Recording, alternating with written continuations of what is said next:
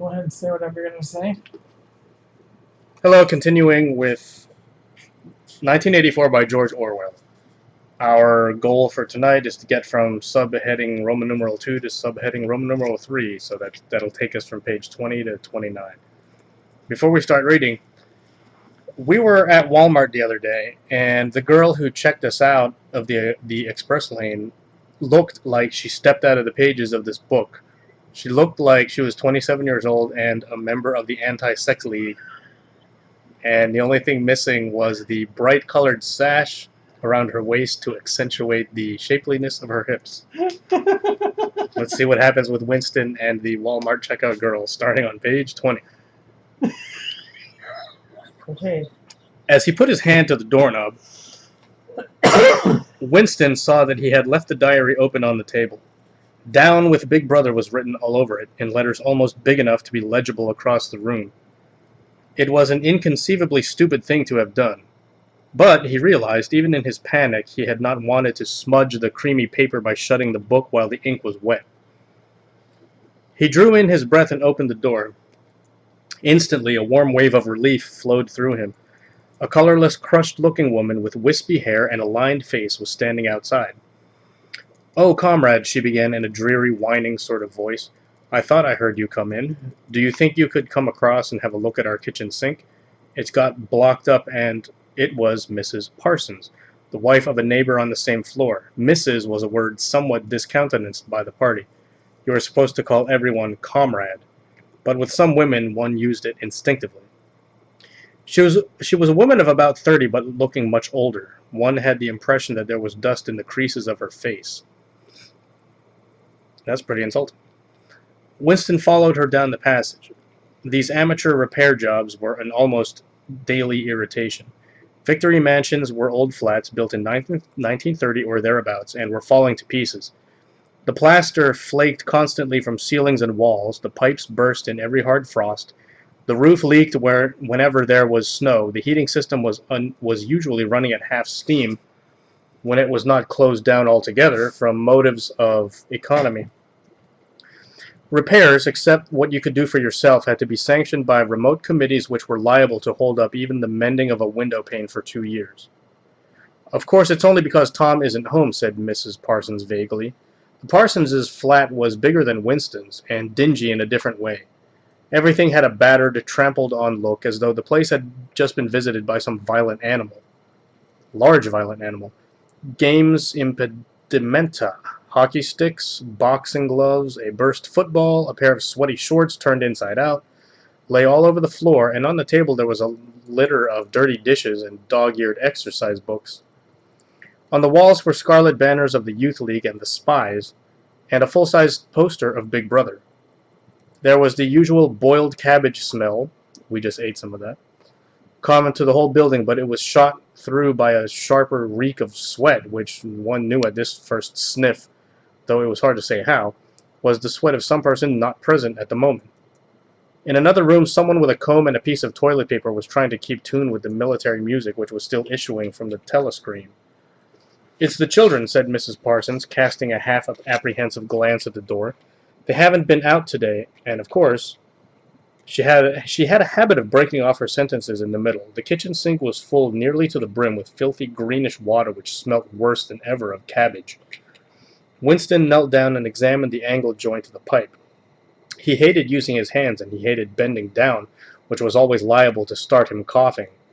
Mrs. Parsons looked on helplessly. "Of course, if Tom was home he'd put it right in a moment," she said. "He loves anything like that. He's ever so good with his hands, Tom is." Parsons was Winston's fellow employee at the Ministry of Truth. He was a fattish but active man of paralyzing stupidity, a mass of imbecile enthusiasms, one of those completely unquestioning, devoted drudges on whom, more even than on the thought police, the stability of the party depended.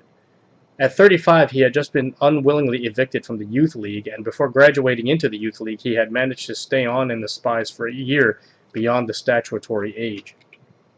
At the ministry, he was employed in some subordinate post for which intelligence was not required, but on the other hand, he was a leading figure on the sports committee and all the other committees engaged in organizing community hikes, spontaneous demonstrations, saving campaigns, and voluntary activities generally. He would inform you with quiet pride between whiffs of his pipe that he had put in an appearance at the community center every evening for the past 4 years. An overpowering smell of sweat, a sort of unconscious testimony to the strenuousness of his life, followed him about wherever he went, and even remained behind him after he had gone. "Have you got a spanner?" said Winston, fiddling with the nut on the angle joint. "A spanner," said Mrs. Parsons, immediately becoming invertebrate. "I don't know. I'm sure. Perhaps the children—" There was a trampling of boots and another blast on the comb as the children charged into the living room. Mrs. Parsons brought the spanner. Winston let out the water and disgustedly removed the clot of human hair that had blocked up the pipe. He cleaned his fingers as best he could in the cold water from the tap and went back into the other room. "Up with your hands!" yelled a savage voice. A handsome, tough-looking boy of 9 had popped up from behind the table and was menacing him with a toy automatic pistol, while his small sister, about 2 years younger, made the same gesture with a fragment of wood. Both of them were dressed in the blue shorts, gray shirts, and red neckerchiefs, which were the uniform of the spies. Winston raised his hands above his head, but with an uneasy feeling, so vicious was the boy's demeanor that it was not altogether a game. "You're a traitor," yelled the boy. "You're a thought criminal. You're a Eurasian spy. I'll shoot you. I'll vaporize you. I'll send you to the salt mines." Suddenly they were both leaping around him, shouting "traitor" and "thought criminal," the little girl imitating her brother in every movement. It was somehow slightly frightening, like the gambolling of tiger cubs which will soon grow up into man-eaters. There was a sort of calculating ferocity in the boy's eye, a quite evident desire to hit or kick Winston, and a consciousness of being very nearly big enough to do so. It was a good job it was not a real pistol he was holding, Winston thought.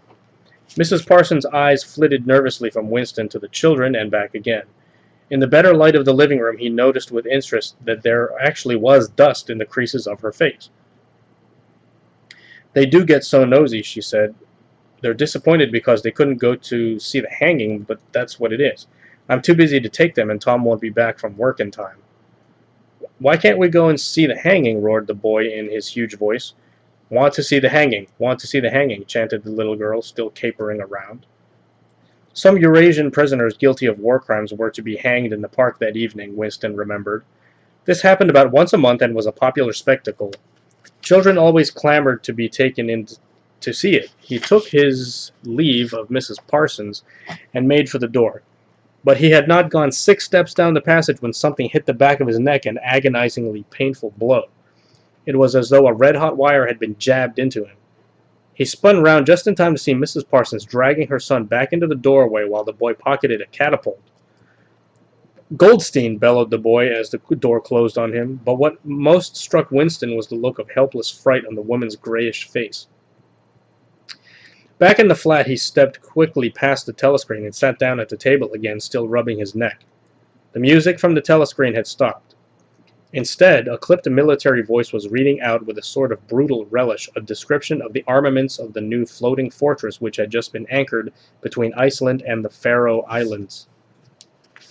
With those children, he thought, that wretched woman must lead a life of terror. Another year, 2 years, and they would be watching her at night and day for symptoms of unorthodoxy. Nearly all children nowadays were horrible. What was worst of all was that by means of such organizations as the spies, they were systematically turned into ungovernable little savages, and yet this produced in them no tendency whatever to rebel against the discipline of the party. On the contrary, they adored the party and everything connected with it. The songs, the processions, the banners, the hiking, the drilling with dummy rifles, the yelling of slogans, the worship of Big Brother. It was all a sort of glorious game to them. All their ferocity was turned outwards against the enemies of the state, against foreigners, traitors, saboteurs, thought criminals. It was almost normal for people over 30 to be frightened of their own children. And with good reason, for hardly a week passed in which the Times did not carry a paragraph describing how some eavesdropping little sneak, child hero was the phrase generally used, had overheard some compromising remark and denounced his parents to the thought police. The sting of the catapult bullet had worn off. He picked up his pen half-heartedly, wondering whether he could find something more to write in the diary. Suddenly he began thinking of O'Brien again. Years ago, how long was it? 7 years it must be? He had dreamed that he was walking through a pitch-dark room, and someone sitting to one side of him had said as he passed, "We shall meet in the place where there is no darkness." It was said very quietly, almost casually, a statement, not a command. He had walked on without pausing. What was curious was that at the time, in the dream, the words had not made much impression on him. It was only later and by degrees that they had seemed to take on significance. He could not now remember whether it was before or after having the dream that he had seen O'Brien for the first time, nor could he remember when he had first identified the voice as O'Brien's. But at any rate the identification existed. It was O'Brien who had spoken to him out of the dark. Winston had never been able to feel sure. Even after this morning's flash of the eyes, it was still impossible to be sure whether O'Brien was a friend or an enemy. Nor did it even seem to matter greatly. There was a link of understanding between them more important than affection or partisanship. "We shall meet in the place where there is no darkness," he had said. Winston did not know what it meant, only that in some way or another it would come true. The voice from the telescreen paused. A trumpet call, clear and beautiful, floated into the stagnant air. The voice continued raspingly, "Attention! Your attention, please. A news flash has this moment arrived from the Malabar front. Our forces in South India have won a glorious victory." Glorious! I just kidding. I am authored to say that the action we are now reporting may well bring the war within measurable distance of its end. Here is the news flash. Bad news coming, thought Winston, and sure enough, following on a gory description of the annihilation of a Eurasian army with stupendous figures of killed and prisoners, came the announcement that, as from next week, the chocolate ration would be reduced from 30 grams to 20. Winston belched again. The gin was wearing off, leaving a deflated feeling. The telescreen, perhaps to celebrate the victory, perhaps to drown the memory of the lost chocolate, crashed into "Oceania, 'tis for thee." You were supposed to stand to attention. However, in his present position, he was invisible. "Oceania, 'tis for thee" gave way to lighter music. Winston walked over to the window, keeping his back to the telescreen. The day was still cold and clear. Somewhere far away a rocket bomb exploded with a dull, reverberating roar. About 20 or 30 of them a week were falling on London at present. Down in the street the wind flapped the torn poster to and fro, and the word "Ingsoc" fitfully appeared and vanished. Ingsoc. The sacred principles of Ingsoc. Newspeak, doublethink, the mutability of the past. He felt as though he were wandering in the forests of the sea bottom, lost in a monstrous world where he himself was the monster. He was alone. The past was dead, the future was unimaginable. What certainty had he that a single human creature now living was on his side? And what way of knowing that the dominion of the party would not endure forever? Like an answer, the three slogans on the white face of the Ministry of Truth came back at him. War is peace, freedom is slavery, ignorance is strength. He took a 25-cent piece out of his pocket. There, too, in tiny clear lettering, the same slogans were inscribed, and on the other face of the coin the head of Big Brother.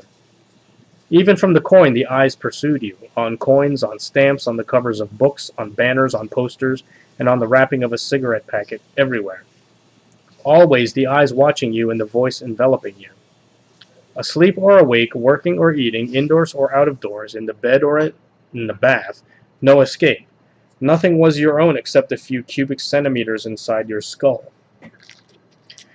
The sun had shifted round, and the myriad windows of the Ministry of Truth, with the light no longer shining on them, looked grim as the loopholes of a fortress. His heart quailed before the enormous pyramidal shape. It was too strong. It could not be stormed. 1,000 rocket bombs would not batter it down. He wondered again for whom he was writing the diary. For the future, for the past, for an age that might be imaginary. And in front of him there lay not death but annihilation. The diary would be reduced to ashes and himself to vapor. Only the thought police would read what he had written before they wiped it out of existence and out of memory. How could you make an appeal to the future when not a trace of you, not even an anonymous word scribbled on a piece of paper, could physically survive? The telescreen struck 14. He must leave in 10 minutes. He had to be back at work by 14:30. Curiously, the chiming of the hour seemed to have put new heart into him. He was a lonely ghost uttering a truth that nobody would ever hear. But so long as he uttered it in some obscure way, the continuity was not broken. It was not by making yourself heard, but by staying sane that you carried on the human heritage. He went back to the table, dipped his pen, and wrote, To the future or to the past, to a time when thought is free, when men are different from one another and do not live alone, to a time when truth exists and what is done cannot be undone. From the age of uniformity, from the age of solitude, from the age of Big Brother, from the age of doublethink, greetings. He was already dead, he reflected. It seemed to him that it was only now, when he had begun to be able to formulate his thoughts, that he had taken the decisive step. The consequences of every act are included in the act itself. He wrote, "Thought crime does not entail death. Thought crime is death." Now that he had recognized himself as a dead man, it became important to stay alive as long as possible. 2 fingers of his right hand were ink-stained. It was exactly the kind of detail that might betray you. Some nosing zealot in the ministry, a woman probably, someone like the little sandy-haired woman or the dark-haired girl from the fiction department, might start wondering why he had been writing during the lunch interval, why he had used an old-fashioned pen, what he had been writing, and then drop a hint in the appropriate quarter. He went to the bathroom and quite carefully scrubbed the ink away with the gritty dark brown soap which rasped your skin like sandpaper and was therefore well adapted for this purpose. I'd hate to wipe my ass with that. He put the diary away in the drawer. It was quite useless to think of hiding it, but he could at least make sure whether or not its existence had been discovered. You want to put this on Naughty Thoughts, by the way. A hair laid across the page ends was too obvious. With the tip of his finger, he picked up an identifiable grain of whitish dust and deposited it on the corner of the cover, where it was bound to be shaken off if the book was moved. And we will pick up next time in the middle of page 29, Roman numeral 3. And if you want to insult somebody, say, "Your mama is so ugly, she got dust in the creases of her face." Anything else you want to say? Yeah, stay smooth as a dolphin and dry your ankles. Anything else? Yeah, we had some good cabbage soup with some rice and some tomatoes, and the next time we make it, we're going to add some either peas or corn, and we're going to have some potato salad too. That's it?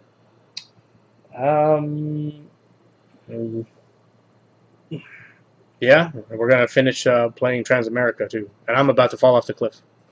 Wait, is that what Mark said? Hmm? Is that what Mark said? He's snoring over there. Thank you, everybody. Want to read some more? Oh, Mark's up. Thank you, everybody. We will talk to you later.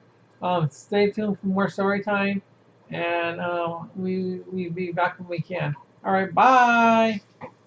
Sup?